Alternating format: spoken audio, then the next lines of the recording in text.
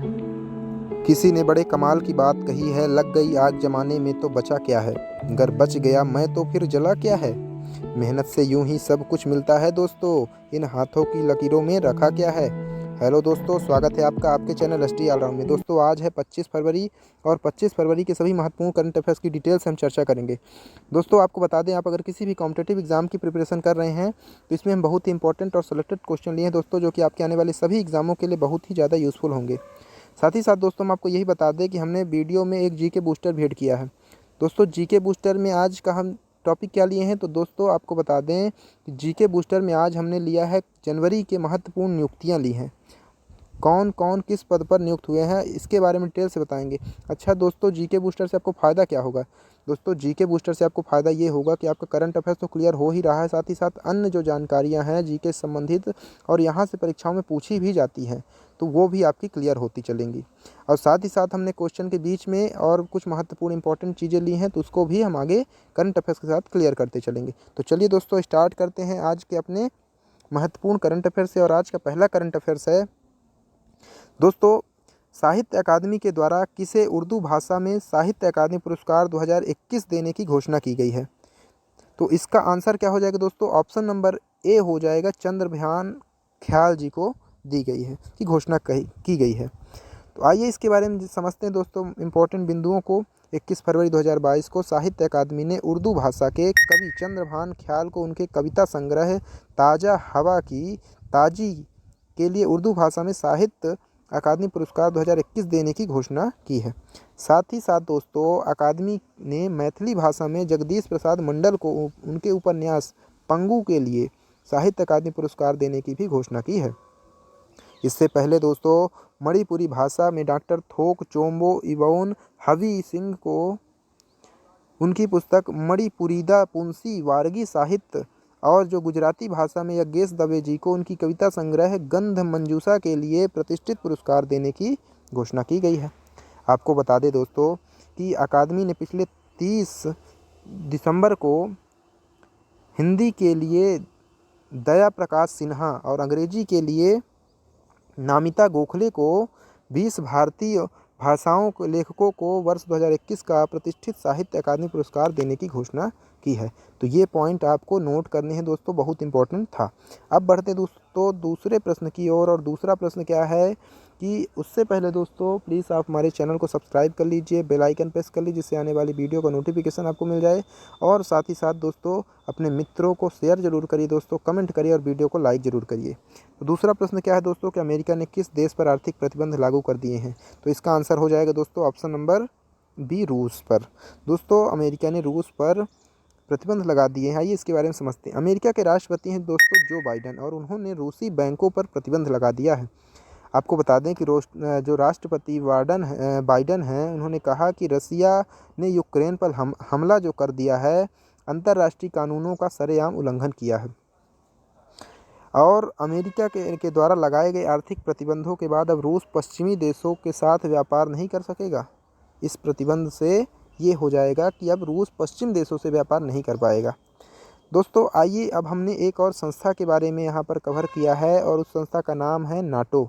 आपको हम नाटो के बारे में सभी महत्वपूर्ण जानकारी देंगे। तो वीडियो में दोस्तों हमने एक नया लाने की कोशिश की है, इससे आप लोगों को शायद और मदद मिल जाएगी कि नाटो के बारे में भी हम बताएंगे, जिससे जैसे नाटो है और अन्य भी संगठन या इंपॉर्टेंट कोई भी फैक्ट होंगे उनको हम ऐसे वीडियो में ऐड करके आपको उसके बारे में डिटेल से बताएंगे। उससे आपका ये फैक्ट भी क्लियर होता चलेगा।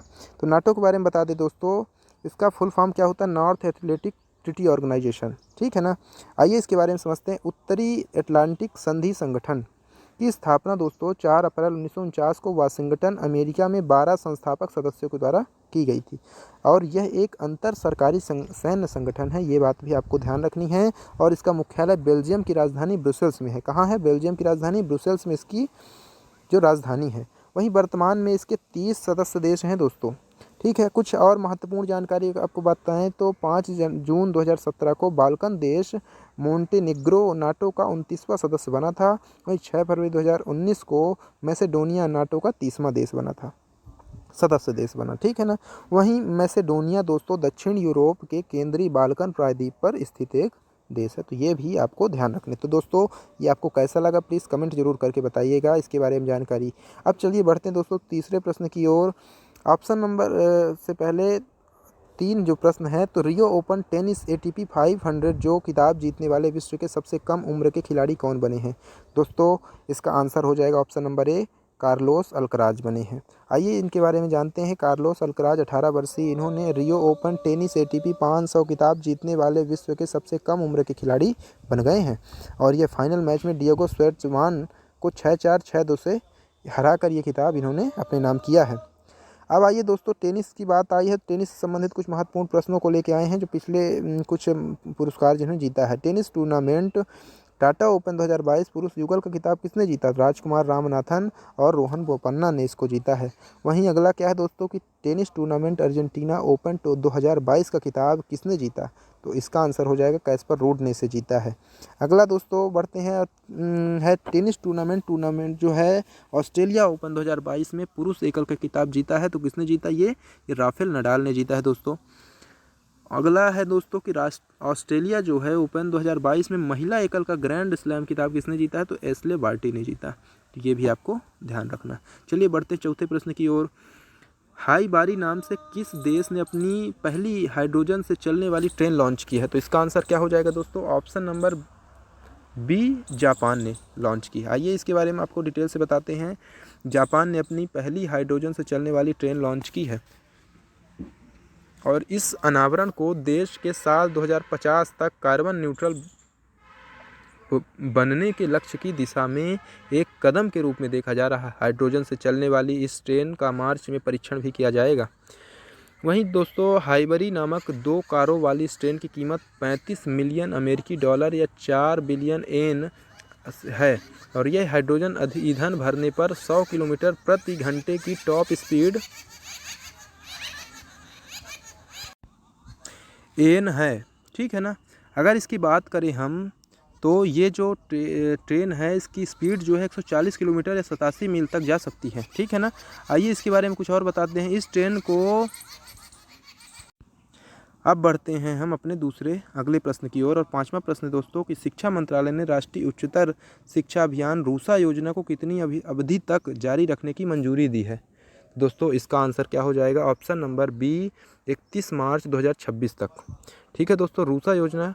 आइए हम इसके बारे में समझेंगे लेकिन सबसे पहले क्वेश्चन के बारे में जानते हैं दोस्तों। शिक्षा मंत्रालय ने राष्ट्रीय शिखर जो उच्चतर शिक्षा अभियान योजना को 31 मार्च 2026 तक जारी रखने की मंजूरी दी है।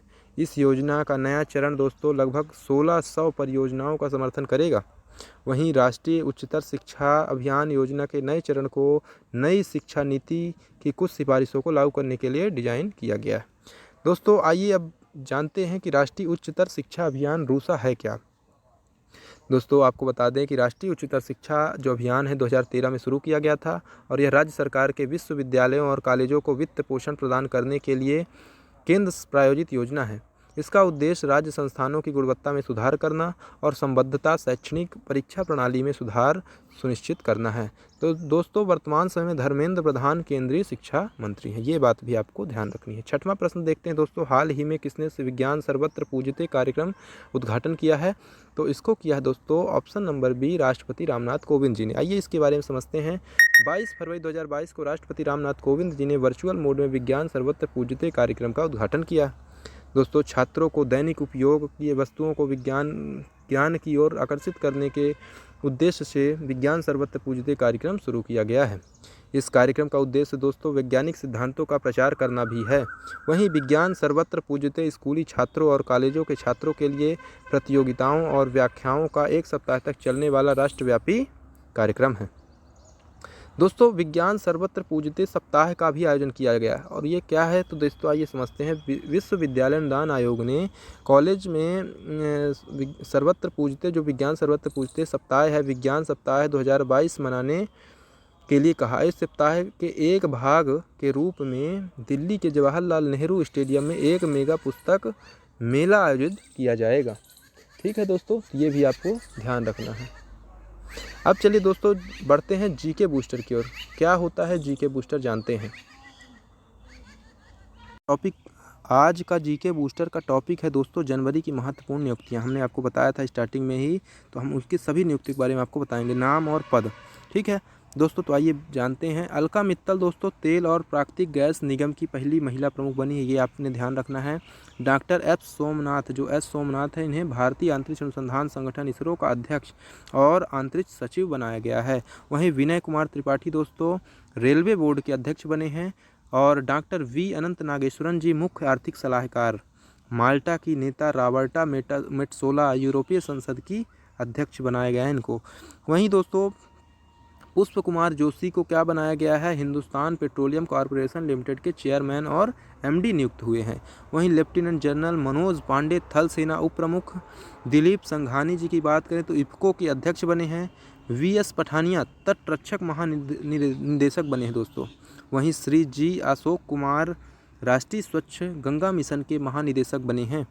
प्राजक्ता कोहली दोस्तों भारत की पहली यूएनडीपी यूथ क्लाइमेट चैंपियन बनी है। विजय शेखर शर्मा की बात करें तो ये यूएसजी भाषाओं पर इंटरनेट पैनल के एम्बेसडर बने हैं।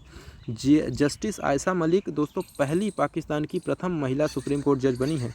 वहीं सीपी गोयल की बात करें दोस्तों तो सीपी गोयल वन महानिदेशक और विशेष सचिव बने हैं।